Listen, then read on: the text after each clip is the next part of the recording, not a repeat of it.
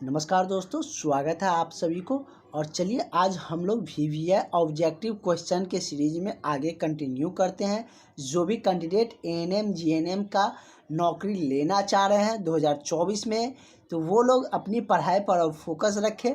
वही एकमात्र उपाय है जो आपको सिलेक्शन दे सकता है, आपको 24 में नौकरी दिला सकता है। अगर इसी साल आपको नौकरी लेना है तो आपको मेहनत करना पड़ेगा, और हम आपके साथ मेहनत कर रहे हैं। सारे कुछ हम आपको तैयार करके दे रहे हैं। Importance question, explanation, theory with figure के साथ हम आपको समझाते भी हैं। तो आप लोग अपना 100% देकर क्लास ज़रूर अटेंड करिए। जो भी अभ्यर्थी अभी तक क्लास नहीं ज्वाइन किए हैं, वो सारे अभ्यर्थी इस नंबर पर कॉल करके, व्हाट्सअप करके आप लोग क्लास ज्वाइन कर लीजिए। अभी भी आपके पास समय है, नहीं तो आपका जो भी इम्पोर्टेंट क्वेश्चन है वो छूट जाएगा और आप लोगों को नौकरी आपसे दूर चला जाएगा।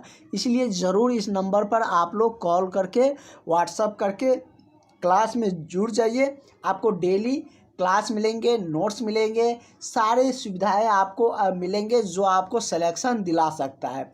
तो ज़रूर इस नंबर पर 70 50 87 29 96 इस नंबर पर कॉल करके, व्हाट्सअप करके क्लास में जुड़ जाइए। अभी भी आपके पास समय है, क्योंकि आप जो भी बीटीएससी एएनएम के इंतज़ार कर रहे हैं वो सारे कैंडिडेट को स्पेशली कह रहे हैं कि अब आप लोग तैयारी में लग जाइए। अब देख रहे हैं कितना डेट बढ़ रहा है, 18 से 23 जाता है, 13 से 18 जाता है, 18 से 23 जाता है, ऐसे ही चलता रहेगा। और नई बहाली का सरकार ने अनाउंसमेंट भी कर दिया है। तो अपनी जो तैयारी है आपकी, उस पर फोकस रखें। तो चलिए हम लोग डाइजेस्टिक सिस्टम के कुछ क्वेश्चन देख रहे थे, जैसे मिडवाइफरी, कम्युनिटी हेल्थ नर्सिंग, सारे देखे हैं। कुछ कुछ ऐसे टॉपिक है जहाँ से बहुत इजी क्वेश्चन पूछ लिए जाते हैं, और वो भी हम टॉपिक कवर करते हुए चल रहे हैं। जैसे कि हमने आपको टीथ और दांत से लेकर बताए थे, रिप्रोडक्शन से भी बता दिए हैं। अब हम लोग पाचन तंत्र जो हमारे हैं, डाइजेस्टिक सिस्टम, इससे भी हम लोग देख लेते हैं। इसका हमने 10 इंपॉर्टेंट क्वेश्चन एक्सप्लेनेशन के साथ देख चुके थे।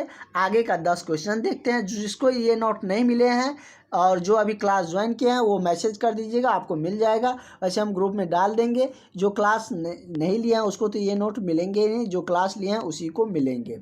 तो यहाँ पर हम लोग रोके हुए थे कि एक वयस्क, एक बार हम लोग रिवाइज कर लेते, ठीक ना, तब हम लोग आगे बढ़ेंगे। आगे का क्वेश्चन, मनुष्य में पाचन की क्रिया कहाँ से आरंभ होती है? तो पाचन मतलब क्या है? जब भोजन ग्रहण करते हैं तो खाना कहाँ से पचना स्टार्ट हो जाता है? तो ये मुंह से ही हो जाता है। माउथ तो लिखा नहीं रहेगा। आप लोग हिंदी में एग्जाम दीजिएगा, इंग्लिश में दीजिएगा तो माउथ रहेगा, नहीं तो मुख्य रहेगा। तो मुख्य से ही पाचन की क्रिया आरंभ हो जाता है, क्योंकि मुंह में ही आपका जो भोजन है उसको दांत से तोड़ते हैं ना, तोड़ते हैं, फाड़ते हैं, उसको चबाते हैं। तो क्या मुख से ही प्रारंभ हो जाता है। उसके बाद मतलब आमाशय, छोटी आंत, बड़ी आंत, ये सब में जाते हैं और सारे प्रक्रिया होते हैं। अलग अलग चीज़ों का पाचन अलग अलग एंजाइम या अलग अलग जो आपके पाचन तंत्र है उसमें होते हैं। जो भी पाचन तंत्र किसको कहते हैं, ये भी हमने आपको कल क्लास में बताए थे। जो भी अंग है आपके शरीर का, यदि पाचन में भाग लेते हैं तो वो पाचन तंत्र कहलाएगा। सिंपल सा आपका डिफिनीशन बता रहे हैं। मानव में पाचन नली की लंबाई कितनी होती है? पाचन नाल बोलिए या आहार नाल बोलिए, इसका नाम क्या है? आहार नाल भी कहते हैं। तो कंफ्यूज बिल्कुल भी मत करिएगा, ये सब इजी क्वेश्चन है। कल के क्लास में भी हम आपको बताए थे। यदि आप इजी क्वेश्चन छोड़ के आ रहे हैं तो समझिए आपका कंपटीशन एग्जाम में सिलेक्शन नहीं होगा, क्योंकि इजी क्वेश्चन सब बनाते हैं। जो टॉपर है, जिसका एवरेज स्कोर है, जो जिस टाइप का भी है, सब बनाते हैं। तो आपको अच्छा नंबर लाने के लिए, जॉब के लिए, आपको जो इजी क्वेश्चन है उसको बनाना ही पड़ेगा। इसलिए इन सब टॉपिक को भी हम लोग कवर करते हुए चलते हैं, ताकि आपका कोई भी क्वेश्चन छूटे नहीं। हमसे पढ़िएगा तो आपका एक भी क्वेश्चन एग्जाम में नहीं छूटेगा। जल्द ही बहाली का अपडेट भी हम आपको देने जा रहे हैं, इसको लेकर आप लोग बिल्कुल चिंता मत करिएगा। बहुत जल्द सरकार बहाली का ऐलान करने वाले हैं, आवेदन प्रक्रिया का, क्योंकि बहाली का तो सरकार की तरफ से ऐलान हो चुका है। अब आयोग पर डिपेंड करते हैं कि कब उसको मतलब कि प्रोसेस में लाते हैं, आवेदन की प्रक्रिया शुरू करते हैं। सरकार अपनी तरफ से सीट का अनाउंसमेंट कर दिया है, तो आप लोग भी अपनी तैयारी में लग जाइए। नहीं तो आप लोग सरकार को दोष मत दीजिएगा और जाके धरना पे फालतू के बैठ जाइएगा। अपना खुद मेहनत करिएगा नहीं, और फालतू का कोर्ट कचहरी या धरना में लगे रहिएगा। आप लोग शांति से जॉब पढ़ के जॉब लेकर नौकरी करने चल जाइए, नहीं तो फिर 5 साल आप लोगों को वेट करना पड़ेगा। अगला पंचवर्षीय योजना में आप पकड़ाइएगा, अगला इलेक्शन आएगा तब आपको नौकरी होंगे, अगर इस बार छूटेगा तो पाचन नाल और आहार नाल की लंबाई कितने हैं? फीट में 32 होते हैं और मीटर में दिया रहेगा तो 10 मीटर लंबा होंगे, क्योंकि 1 मीटर में कितना फीट होते हैं? तो 1 मीटर में 3 फीट होते हैं, तो 10 मीटर में कितना हो जाएगा? 30 फीट, मतलब 10 मतलब कि 3 पॉइंट कुछ समथिंग होते हैं, दशमलव में होते हैं, तो 10 में 32 फीट हो जाएंगे। मतलब कि आपसे फीट में पूछेगा तो 32 फीट आहार नाल की लंबाई होती है, या पाचन नाल कह लीजिए। कहाँ से जुड़ा है? ये हमारे मुख से कहाँ तक जुड़ा होता है? तो आपका जो गुदा द्वार है वहाँ तक, जहाँ से निकलता है अपशिष्ट पदार्थ, वहाँ तक ये जुड़ा हुआ रहता है। उसका लंबाई कितना? 10 मीटर होता है, या समझिए कि आपका 32 फीट होते हैं। ठीक है, 10 मीटर कितना होता है ये आप लोग जानते हैं।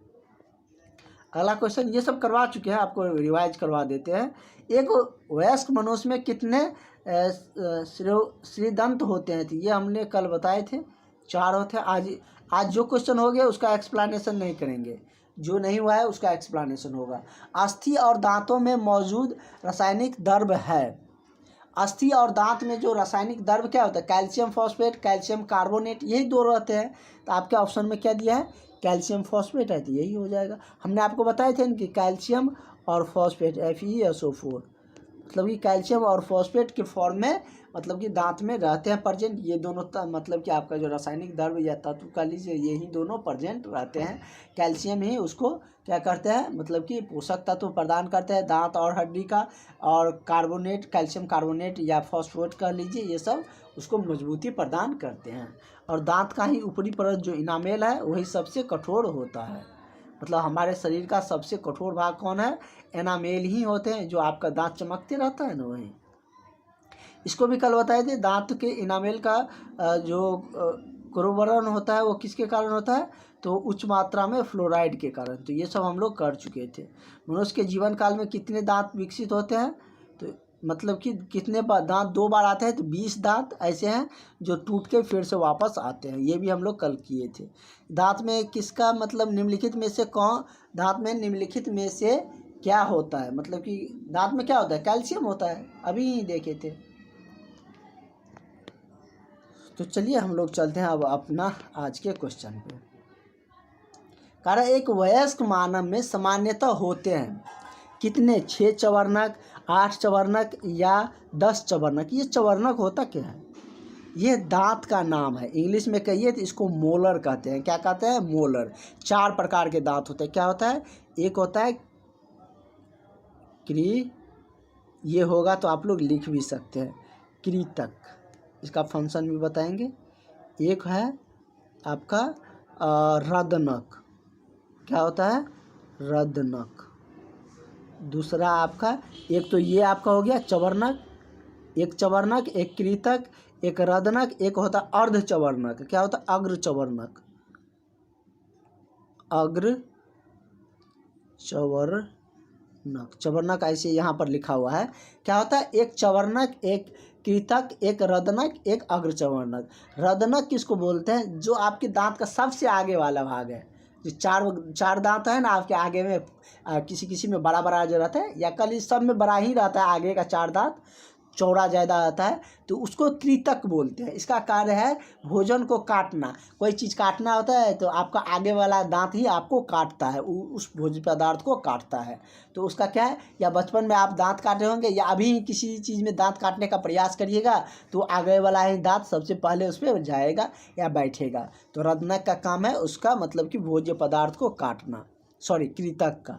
इसको इंसियर भी बोलते हैं, आगे है इसलिए इंग्लिश में इंसीजर भी बोलते हैं। इसको कैनाइन बोलते हैं इंग्लिश में, कैनाइन। इसको चवर्णक को मोलर कहते हैं, मोलर। ठीक है। रदनक का क्या काम है? तो ये क्या करते हैं? तो चीरने फाड़ने का काम करते हैं, मतलब कि उसको चबाने या चीरने फाड़ने का कार्य करता है। ये 2 दांत होते हैं। कृतक 4 जो दांत है उसके जस्ट बगल में जो 2 दांत होंगे वो चवर्णक होंगे। उसके बाद क्या होता है? आप लोग चौह कहते हैं ना, ठेठी भाषा में, उसके बाद वो स्टार्ट हो जाता है। उसी को अर्धचवर्णक और चवर्णक कहते हैं। अर्धचवर्णक का कार्य है मतलब कि भोजन को क्या करना, चबाने का काम, और इसका भी कार्य क्या है, भोजन को चबाने अथवा पीसने का कार्य चवर्णक का होता है। तो ये मतलब कि बच्चों में अग्रचवर्णक नहीं होते हैं और युवा में चवर्णक होते हैं। इसकी संख्या 4, इसकी संख्या 2, इसकी संख्या 4, इसकी संख्या 6। ये नीचे का है, ऊपर में भी 4, नीचे में 4 है तो ऊपर में भी 4, नीचे में 2 तो ऊपर में भी 2, नीचे में 4 तो ऊपर में भी क्या 4, नीचे में 6 तो ऊपर में भी 6। ठीक है, इस तरीके से होते हैं। मतलब कि चवर्णक कितने होते हैं आपके दांतों में, ये क्वेश्चन आपसे पूछा जा रहा है। तो चवर्णक एक वयस्क मानव में सामान्यतः चवर्णक 6 होते हैं। ठीक है, करेक्ट आंसर आपका ऑप्शन नंबर ए हो जाएगा। सॉरी, ये नहीं होगा, 6 तो मतलब कि ऊपर में ही होता है और एक 6 तो नीचे में भी होगा ना, तो डी हो जाएगा। क्या हो जाएगा, डी हो जाएगा। टोटल 12 होगा। उसके बाद हम लोग अगला क्वेश्चन देखते हैं कि मनुष्य, इसका थ्योरी का अगर आप लोगों को डिमांड होंगे तो इसका थ्योरी क्लास भी रखा जाएगा, नहीं तो हम लोग दूसरा टॉपिक पे चलेंगे, वो आप लोग बता दीजिएगा। कह रहा है कि मनुष्य की जीभ के किस क्षेत्र तक कड़वाहट का संदेह जो संवेदना सीमित रहता है। मतलब जीभ के कहाँ पर आपको कड़वाहट लगता है, मतलब तीखापन लगता है। यदि आप मिर्ची खा लेते हैं, हरा मिर्च, तो आपको पता चलता है ना कि हमने तीखा खाए हैं या हमको मतलब क्या लग रहा है, कड़वाहट लग रहा है। तो वो जीभ के किस भाग से अनुभव होता है, क्वेश्चन पूछने का ये मतलब है कि कहाँ पर संवेदना सीमित रहती है। तो ये आपको जनरली आप मिर्चाई खा के अगर नहीं आपको पता चल रहा है तो अभी खा के क्लास के बाद खा के चेक करिएगा। तो ये आपके जीभ के नीचे वाले जो हिस्सा है, पिछले वाले भाग में ये अनुभव होगा कड़वाहट का। देखिएगा कि वहीं से आपको माइंड में जाएगा कि यहाँ पर हमको तीखा लग रहा है। तो ये किस भाग में होता है, मतलब पिछला भाग में होता है। अगला है कि खट्टे स्वाद के लिए कोशिका जीभ के किस भाग में होता है। मतलब खट्टे स्वाद के लिए आपका जीवा है, वो कोशिका, जीवा का जो कोशिका है वह कहाँ पर अनुभव होता है, किस भाग में, अगले, पिछले, पार्श्व या मध्य। तो ये मतलब कि पार्श्व साइड वाले में भाग में ये पता चलता है क्या चीज़ का, खट्टे स्वाद का। ठीक है, पार्श्व मतलब बगल होगा ना साइड से, उसी भाग में ये पता चल पाता है आपके खट्टेपन स्वाद का। कड़वाहट का पिछले भाग में और खट्टेपन का पार्श्व वाले भाग में पता चलता है, उसका अनुभव होता है। अगला है कि लार किसके पाचन में मदद करता है। कौन किसका पाचन करता है, इसके बारे में हम आपको बता देते हैं। इसी क्वेश्चन में हम आपको बता देते हैं। वसा का पाचन यदि आपको होगा तो लिख भी सकते हैं आपकी, मतलब कि इसमें वसा का पाचन कौन करता है और किसका कौन पाचक है। तो वसा का पाचक क्या है, या तो वसलीय अम्ल कहिए या लाइपेज बोलिए। क्या बोलिए,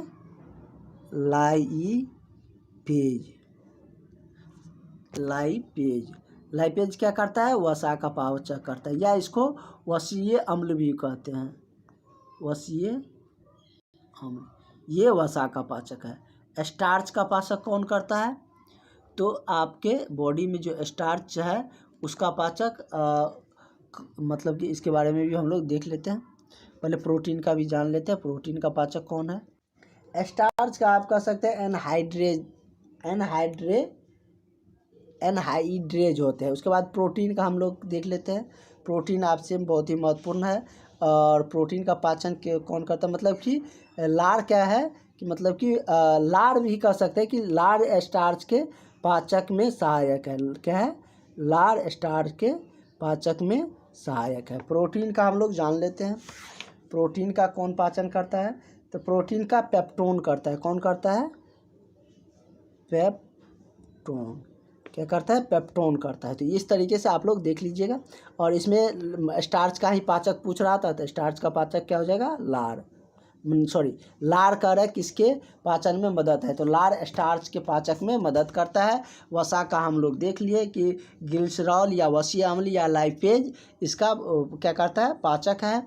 इसके बाद प्रोटीन का पाचक हम लोग देखें, पेप्टोन इसका मतलब कि पाचन में सहायक होते हैं, या इरेप्सिन प्रोटीन को पचाता है, ये भी कह सकते हैं कि मतलब कि इरेप्सिन प्रोटीन में टूटता है, इस तरीके से उसको पचाने का कार्य करता है। उसके बाद है कि लाड़ में कौन सा एंजाइम पाया जाता है, तो लाड़ में टाइलिन एंजाइम पाया जाता है। कौन सा एंजाइम, तो टाइलिन एंजाइम पाया जाता है। तो इसका करेक्ट आंसर आपका ऑप्शन नंबर बी हो जाएगा। नेक्स्ट क्वेश्चन हम लोग बढ़ते हैं। निम्नलिखित में से कौन सा लाड़ सेलेवा का लाभ नहीं है, यह निगलने में मदद करता है, यह शरीर में आरबीसी का वृद्धि करते हैं, या मुख्य एवं दांत को साफ करते हैं, या अगला ऑप्शन आप लोगों का है कि यह होठ तथा जीवा के गति के अनुकूल बनाता है। तो इसका क्या कार्य है, तो लाड़ का काम है सेलवा का कि यह मतलब कि शरीर में आरबीसी को वृद्धि करता है। मतलब कि लाड़ से लाड़ का मतलब कि सिलवा का मतलब कार्य क्या है, कार्य मतलब कि उसका लाभ नहीं है। तो ये आरबीसी से उसको मतलब कोई मतलब है, वो तो पचाएंगे भोजन को ना, तो वो मतलब उसका वृद्धि नहीं करेंगे। आरबीसी मतलब एक ब्लड है, रेड आपका क्या है, लाल रक्त कणिका है। तो ये मतलब उसका तो कोई वृद्धि करने का उससे कोई मतलब ही नहीं है। ये तो भोजन का पचाने का कार्य करता है। उसमें भी किसका पाचन करता है, लाड़। तो लाड़ आपने देखे कि स्टार्च का पाचन में सहायक है। तो ये इसका कार्य नहीं है, ये भी इसका कार्य है, इसमें भी लाभदायक होता है। यह निगलने में मदद करता है, मुख तथा दांत को साफ भी रखता है। ये सब इसका फंक्शन है। एक है कि डाइटेज एंजाइम का स्रोत कौन है, तो डाइटेज जैसे लाड़ ग्रंथि दिया है, आमाशय, यकृत, अग्नाशय। तो डाइटेज जो एंजाइम का जो मुख्य स्रोत है वो क्या है, वो लाड़ ग्रंथि ही है। क्या है, लाड़ ग्रंथि ही डाइटेज एंजाइम का मुख्य स्रोत है। ठीक है, नेक्स्ट क्वेश्चन की तरफ बढ़ते हैं। अगला क्वेश्चन कर रहा है कि आमाशय में डॉट एंजाइम प्रोटीन को पचाने में मदद करता है। आमाशय में कौन सा एंजाइम है जो प्रोटीन को पचाता है। तो हमने आपको बताया ना कि प्रोटीन के पचाने में क्या क्या सहायक है। तो आमाशय में पेप्टोन, या कह लीजिए पेप्सिन, या इरेप्सिन, ये सब इनका नाम है प्रोटीन का पचाने का कार्य। पेप्सिन कहिए, इरेप्सिन कहिए, इरेप्सिन, या आप कह सकते हैं कि पेप्टाइड भी कह सकते हैं, पेप्टाइड। तो ये सब मतलब कि प्रोटीन के पाचन में सहायक है। अमीनो अम्ल के फॉर्म में ये पेप्टाइड होते हैं। ठीक है, तो ये कह रहा है कि आमाशय में डॉट एंजाइम प्रोटीन को पचाने में मदद करता है। तो कौन सा एंजाइम करता है, तो पेप्सिन एंजाइम आमाशय में प्रोटीन को पचाने का कार्य करता है या मदद करता है उसको पचाने में। ठीक है, अगर ये इसकी कमी हो जाएंगे तो आपके आमाशय में मतलब कि भोजन पचेगा नहीं, जिससे कि बहुत सारे विभिन्न प्रकार की आप लोगों को दिक्कतें आएंगे डायलिसिस के रिगार्डिंग। नेक्स्ट क्वेश्चन हम लोग देखते हैं। कह रहा है कि आमाशय ग्रंथि की पेप्सिन स्त्रावित कोशिका क्या है। तो आमाशय ग्रंथि की पेप्सिन जो स्त्रावित करती है तो उसकी कोशिका क्या है, कोशिकाएं हैं, मतलब कि अम्लीय कोशिका, भित्ति कोशिका, मुख्य कोशिका, या कलश कोशिका। तो आमाशय ग्रंथि को की पेप्सिन स्त्रावी कोशिका क्या है, तो मुख्य कोशिका होते हैं। इसमें कौन होते हैं, मुख्य कोशिका। करेक्ट आंसर इसका ऑप्शन नंबर आपका सी हो जाएगा। और सबसे ज़्यादा पाचन का कार्य कहाँ होता है, तो ये छोटी आंत में होता है, समझे ना। इसके बाद बड़ी आंत में जब जाते हैं भोजन, तो वहाँ पर अवशोषण होता है। क्या होता है, जैसे पानी आ गया तो उसको अवशोषित करेगा, कोई भी अवशोषित करने वाला पदार्थ आएगा तो उसको अवशोषण कर देगा, वहाँ पर पाचन नहीं होता है। और जो बच जाता है अवशिष्ट पदार्थ, वो आपके मतलब कि अवशिष्ट पदार्थ गुदा द्वार से निकल जाते हैं। आप लोग जब टॉयलेट जाते हैं तो निकल जाता है अवशिष्ट पदार्थ। बड़ी आंत में जाने पर वो क्या कहते हैं, जो भी मटेरियल होता है उसको अवशोषित कर लेते हैं, तब ना आपको खाने पर एनर्जी मिलता है। ये सब होंगे तो हम आपको थ्योरी क्लास में डिटेल्स में बता देंगे। यदि आपको इसके रिगार्डिंग एक और क्लास चाहिए थ्योरी का, तो वो हम कल आप लोगों के लिए रखेंगे।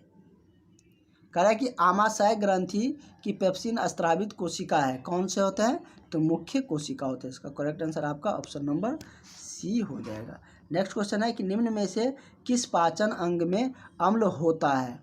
तो आमाशय में ही अम्ल होते हैं। ये हम लोग देखे थे कि आमाशय में क्या होता है, अम्ल होता है, अमीनो अम्ल होते हैं कर लीजिए, जो कि क्या करते हैं, प्रोटीन को पचाने में सहायक होते हैं, उसी को पेप्सिन कहते हैं। पेप्सिन के टर्म भोजन मतलब जो प्रोटीन लेते हैं, तो उसमें क्या होता है कि आमाशय में जाके पेप्टोन या पेप्टाइड में टूटते हैं, जिसमें कि अमीनो अम्ल का फॉर्मेशन होता है या उसमें रहते हैं।